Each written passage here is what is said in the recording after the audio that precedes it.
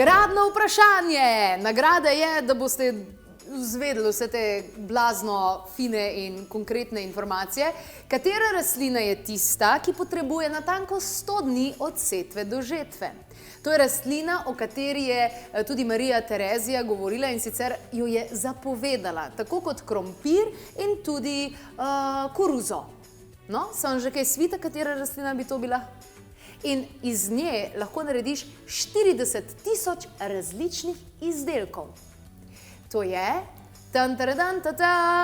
ja, evo, prav vidite, to je konoplja, o kateri bomo danes govorili. Ne bomo govorili o zdravilnih učinkih konoplje v smislu kajenja, uživanja kapljic ali česarkoli podobnega, ampak bomo govorili o konoplji kot velik potencial za material. V Sloveniji sem že našla kar nekaj izdelkov, ki so iz konoplje, kot so konopljine nogavice, a bojda da celo tale filc in vrsto drugih izdelkov. V naši družbi predstavnica eko-civilne iniciative Irena Rutar, lepo pozdravljeni, dobrodošli. In iz podjetja Soven je v naši družbi tudi Žiga, lepo pozdravljena, dobrodošla. Konoplja, eni ljudje imajo še vedno tak mal, ne? Negativen prizvok oziroma slabo, negativno konotacijo imajo na samo besedo konoplja. Ampak Irena, vi se že vrsto let borite, da bi konoplja dobila svoje mesto. Ja, res je. V eko-civilni iniciativi že od leta 2009 se nekako povezujemo z somišljeniki, ki menijo podobno. Kajti zavedati se moramo, da ta naš ubogi planet, ne, smo ga že čisto izropali iz raznih surovin in industrijska konoplja je tudi tista konoplja, ki daje surovinsko bazo za 40.000 različnih izdelkov. Če mi samo pogledamo trenutno situacijo ozaveščanja o plastiki, recimo, ki dejansko od morij do oceanov onesnažuje zadeve, ne? Če recimo smo lahko ponosni na prve izsledke, ki so se naredili tukaj v Sloveniji, Plastika Skaza in Univerza Maribor, enota v Sloveniji in Gradcu, so razvili plastiko, ne? In že tudi prve izdelke iz plastike, se pravi konopljine plastike, ne? Predpostavljam, da se ta konopljina plastika potem dlje časa drži oziroma da se predvsem hitreje razgradi. Točno tako. In recimo hitro se razgradi, tudi je zelo odporna. Kot vemo, zelo dobra lastnost konoplje je njena trdnost.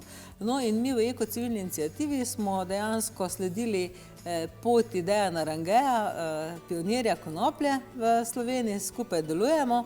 Tudi združili smo politiko, stroko, institucije, smo bili tudi pobudniki izdelave konopljine nogavice v Polzeli in seveda si trudimo tudi naprej. Cilj je iz eko-konoplje, eko-volne in eko-lanu, seveda slovenskega porekla, narediti slovensko nit in platno. V lanskem letu smo že naredili natečaj Eko-ci Green Design, v letošnjem letu ponovno osnujemo to idejo, kjer skupaj z Univerzo v Mariboru, Pomurskim sejmom in deležniki v tem procesu, med katerimi je tudi Soven, dejansko to razvijamo. Se pravi, da je konoplja industrijska, da je in, da se jo nosi, da je lahko modna, da je lahko lepa. Trpežna in tudi to, kar sedaj razvijamo, to bo pa prvo, volna, biovolna in bio-konoplja. Zato imamo kar nekaj projektov, tudi smo veseli, da je ciljni raziskovalni projekt, ki ga delamo skupaj z Inštitutom za hmeljarstvo in pivovarstvo Žalec. Imamo gredico, zeleni dragulji. Ena je pri inštitutu v Savinjski dolini, ena na Pomurskem sejmu in dejansko smo že v lanskem letu raziskali zelo zanimive lastnosti. In sicer posejali 19 različnih vrst konoplje, zraven so posevke zdravilnih zelišč, ki pomagajo pri rasti konoplje in tudi kaj pride v kolobarju setve po 3 letih, ko konopljo je potrebno. In mi želimo, da je to ekohrana, ki potem seveda za samooskrbo in za ponuditi turizem in celotno to krožno gospodarstvo dejansko želimo predstaviti na tak način, se pravi na gredici in potem po raznih projektih. In ta Eko-ci Green Design projekt je res čudovit projekt. V lanskem letu se je že prijavilo 51 modelov, ki so jih naredili različni inovatorji. Tudi letos pričakujemo velik odziv, no, in tudi ta izdelek, ki so ga naredili, je tudi plod enega takega skupnega, zelo težkega raziskovalnega dela. Žiga, daj nam pove malce več o temu izdelku. Vidim, da zgleda zelo tak človeku koristen in naravi prijazen material. Točno to je bil naš namen, da uporabimo čim več naravnih stvari. Kot je že rekla Irena, preveč je plastike, rabimo naravne materiale. 20 let smo razvijali volno, stalno večje povpraševanje tudi po predelavi konoplje, zato smo se odločili, da naredimo oziroma da probamo predelati tudi konopljo. S tem smo naredili prvi tak slovenski bioizdelek, to se pravi slovenska biovolna, slovenska biokonoplja, ki ima zelo dobre lastnosti. Pomeni, recimo ta primer, ki ga gledate, je v bistvu volnena zastirka z mešanico 50% konoplja, 50% volna. Prednost je ta, drži vlago, plevel ne raste skozi, polži ne grejo, recimo na solato, na jagode, karkoli. Tako. Potem, kar je najbolj pomembno, ker je bioizdelek, ni škodljiv ne okolju, ne ljudem, je tudi biorazgradljiv, kar pomeni, da po določenem času, nekje v 3 do 5 letih, ko v bistvu razleze, ker ni mehansko, mislim, je samo mehansko obdelan, ni zlepili, v bistvu ga vkopljamo in v zemlji potem počasi propada. Sama konoplja je hranilo za mikroorganizme, prav tako tudi volna ima določene minerale in s tem se v bistvu zelo pozitivno vpliva na same pridelke, kjer se tudi pospešuje rast, zaradi tega, ker obojno drži vlago. Dosti manj je zalivanja, nikdar se zemlja na površju ne izsuši. Tako da to so največje prednosti teh izdelkov. Pa tudi če toča pridejo, malo blaži. Točno tako. Ja, tudi zato smo prinesli s sabo prototip, kajti pri izdelavi teh gredic, predvsem visokih gredic, pride zelo veliko krat do kakšnih... Se pravi, kar takle. Ja, tisti za potleh, Potem pa narediš v 2, povej, kako se uporablja. V bistvu jo enostavno položimo na zemljo, z škarjami naredimo križe, posadimo vrtnine, damo zraven čim bolj k vrtnini, ker kaj je prednost naravnega materijala pred raznimi plastikami? Tako, ko sem jaz blond včasih. Ja, seveda. In tudi recimo okrog, tukaj sta 2 tipa razvita, eden je za ograjo okrog, se pravi obod okrog teh visokih gredic, kajti kot vemo, tako kot so visoke gredice zelo primerne za rast, po drugi strani se pa tudi izsušijo poleti. Ja, zaradi vode, Tako, in to dejansko vpija vodo in jo oddaje takrat, ko jo potrebujejo rastline. Pa tudi, kar je najbolj pomembno, po celotni višini visoke grede ohranjamo zemljo pri življenju. Pomeni, da visoko gredo ni potrebno tako hitro menjati. To pa zaradi tega, ker volna in sama konoplja držita v bistvu razne vitamine, minerale, kateri pozitivno vplivajo na zemljo in se ne iztroši. Kaj še ustvarjajo mladi kreatorji in ustvarjalci iz konoplje? 40 000 možnosti imajo, ne? Ja, res je. Mi smo najbolj ponosni, se pravi, prioriteta, to, kar smo si zadali skupaj z inštitutom, kaj bomo raziskali, so 3-4 stvari. Najprej je potrebno pripraviti trg na izdelke, ki jih imamo, zaradi tega, da bojo kmetje vedeli, katere vrste konoplje se sploh najbolje obnesajo pri nas. Kajti bilo je zanimivo, da smo posejali 19 vrst različne konoplje. Izsledki so bili pa takšni, da je konoplje na isti dan zarastlo od pol metra do 2,5 metra. Na dan?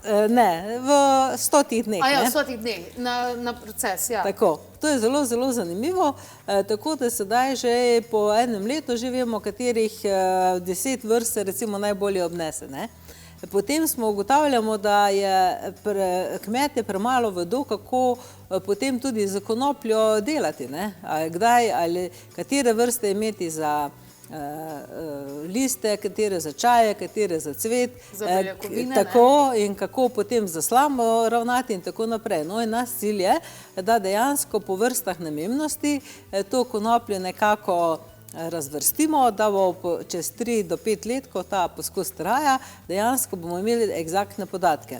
Zanimivo je tudi to, da je ta konoplja predelana v konopljarni pri Vranskem, v Taboru, in dejansko iz teh materialov se je potem naredila najprej tale filc in upamo, da bo kmalu razvito tudi potem dejansko platno iz tega, Ampak zaradi tega pa rabimo najprej surovinsko bazo, ne, in vse se začne, to je krogotok, ne, razvojni cikl. Zelo veseli smo, da nažalost se še zdaj tudi za konopljine nogavice uvaža konoplja, biokonoplja, z vsemi potrebnimi certifikati. Veseli smo pa, da se čedalje več konoplje uporablja in da se ljudje zavedajo, kaj pomenijo naravni materiali in tudi za kožo. Veste, da včasih ni bilo alergij, tako kot je danes, ko je vse to z umetnimi materiali, pa tudi včasih z barvami, ki niso koži prijazne in tako naprej narejeno. Tako da dejansko gredo stvari v pravi smer. Tako na področju plastike, kot na področju tekstila, tako kot na področju, nekaj so sicer sedaj še ročno že delajo na papirju, delajo še potem tudi izdelke, od torbic naprej pa do teh, kar je bolj cenejši material, ampak menimo, da bomo v parih letih prišli tudi naprej na tem področju. Potrebno je povedati še tudi to, ne, da dejansko, ko smo že v lanskem letu razstavili te modele, je dejansko interes iz vsega sveta, da bi kupovali te izdelke, seveda z eko certifikatom. In tudi to želimo pač razviti, ne. In je tudi zelo zanimivo, ne, ko se pogovarjamo o volni, ne, tudi volna mora biti eko. Mogoče Žiga, če pove, zakaj je to pomembno. Ja, tudi tako je, da zelo pomembno je že od samega začetka, ne, in tudi zelo težko je dobiti pravo volno, ki je lahko certificiraš v bistvu pod bio, ne. Smo prvi, ki smo prejeli v Sloveniji ta certifikat. Prednost takšne volne je ta, da ta volna je v bistvu prana samo z hladno vodo, s tem ohrani ves možen lanolin, ne. Lanolin večinoma pozna iz krem, ker ima zdravilne učinke, mi pa ga želimo ohraniti v vseh naših izdelkih, se pravi v pastelini, v izdelkih, ki so v stiku kožo, ne, raznih oblačilih, ker ima v bistvu pozitivne učinke na zdravje. Meni pospešuje krvni obtok, ne, lajša bolečine, izboljšuje počutje in tako dalje. Zato je pomembno, da ima izdelek čim več naravnih sestavin, torej biocertifikatov, ekocertifikatov in tako dalje. Pa nobena žival ne umre zaradi tega. Točno to. Ljudje si včasih recimo res mislijo, ne, ja, ovce boli, ko jih se striže, ne. To je enako, kot grejo ljudje k frizerju, enako je pri ovcah, ne. Ovce je potrebno striči, če se ne ostriže vsaj enkrat letno, priporočljivo je dvakrat, ne, potem ovca v bistvu trpi. Tako da, potrebno jih je striči. No, to je bilo moje vprašanje, absolutno. Drugače pa navdušena sem, sama uporabljam konopljine proteine oziroma beljakovine. Celo 3-krat več beljakovin vsebujejo vsebnost kot recimo kakšna soja ali pa karkoli. Tako da povsod pride prav. In Marija Terezija je absolutno z nekim namenom zapovedala, da se ne konoplja kot taka dejansko goji. Ampak se vam zdi, da vedno več kmetov začenja saditi tudi v Sloveniji? Ja, nekaj mladih, predvsem mladih, si to že dejansko tudi poskusilo na več načinov. Ravno zato je pa tukaj potrebno to znanje, ne. Mi včasih pozabljamo, da konoplja ni dobra samo za ljudi, za proteine, ampak tudi za živali. Na eni strani imamo ogromno hibridne koruze, ne. Na drugi strani uvažamo sojo, ki ima 64% beljakovin, pozabljamo pa, kako je lahko konoplja koristna za hrano živali. In to upamo, da bomo s temi raziskavami tudi dejansko dokazali, tudi iz tega vidika in da bo tudi potem, ne, kot vemo, da tudi subvencij iz Evrope lahko čedalje manj pričakujejo tudi kmetje, dejansko znali povedati, da je zelo pomemben ta krogotok, ki ga mi pa želimo prikazati tudi na poligonu zakladi narave, zeleni dragulji narave, in sicer, kot smo rekli, ne, se pravi konoplja, so posevki, žitarice, stročnice, zdrava ekološko pridelana hrana in v kombinaciji z zdravilnimi zelišči, ne, ker dejansko to nekako skupaj sopada. Pri zdravju rastlin je zelo pomembno od pelina, kamilic, vse to, kar pomaga, recimo po biodinamiki, lahko je včasih samo skupaj posejano, pa že pomaga, recimo včasih se premalokrat zavemo, da tobak pomaga proti ušem in take čisto preproste stvari, ki so včasih naši predniki že znali in recimo do leta 1961 se je tudi na našem ozemlju, predvsem pa v bivši Jugoslaviji, pridelovala konoplja in vsa ta znanja so nekako sedaj se zameglila in jih je potrebno ponovno oživiti. Pri biovolni je pa tudi pomembno to, na eni strani želimo to biokonoplo, na drugi strani biovolno, ne. In biovolno je spet, mora biti kmet certificiran bio, ne. potem vi v tujino dajete prati volno, ne, ker ni tukaj pralnice. Točno to, ki nam lahko izda certifikata, ne.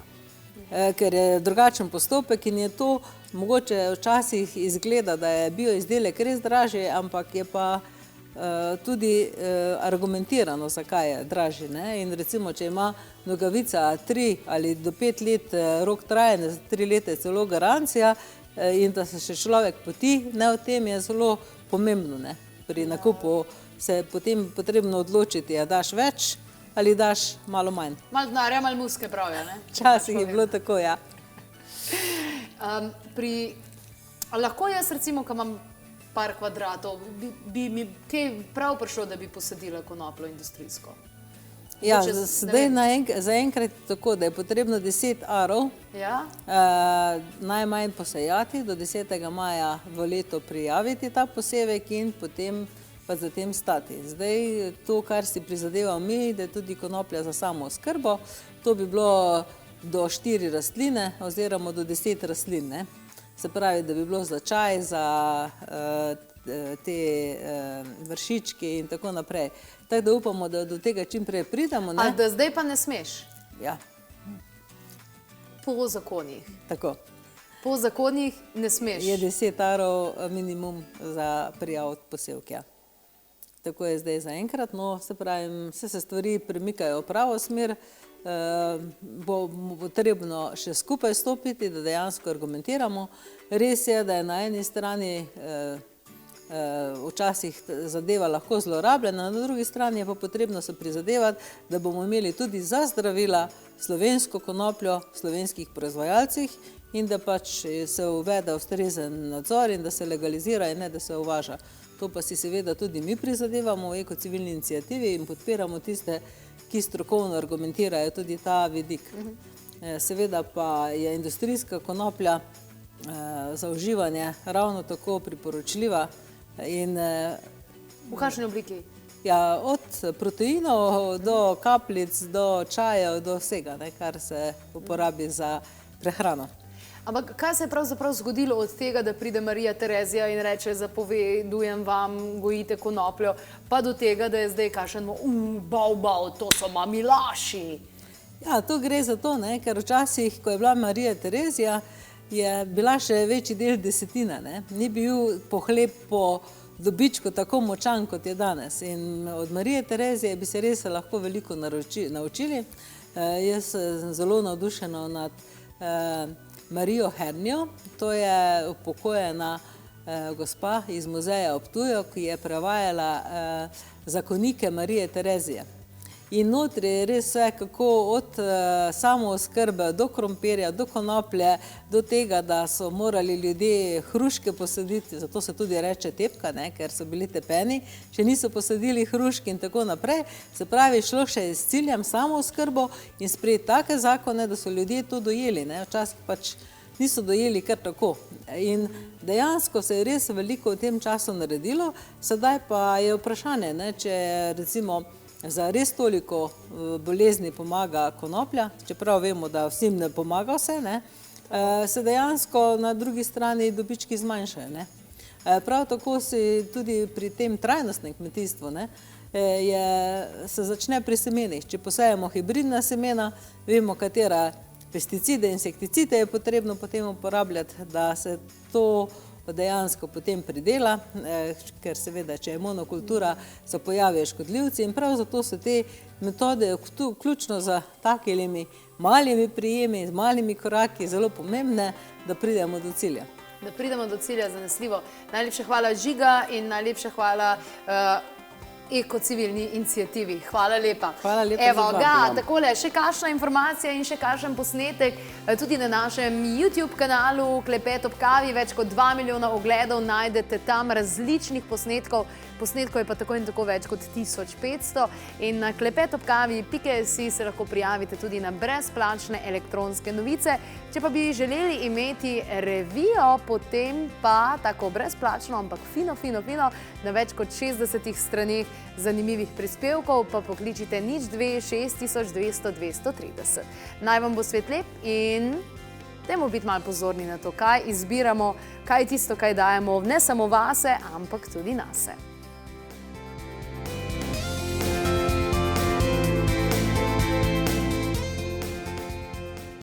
A ti je bil posnetek všeč? Ja, super bi bilo, če ga deliš tudi s svojimi prijatelji. Še kakšna informacija glede novic in vsega ostalega, pa na www.klepetobkavi.si. Naj vam bo svet lep.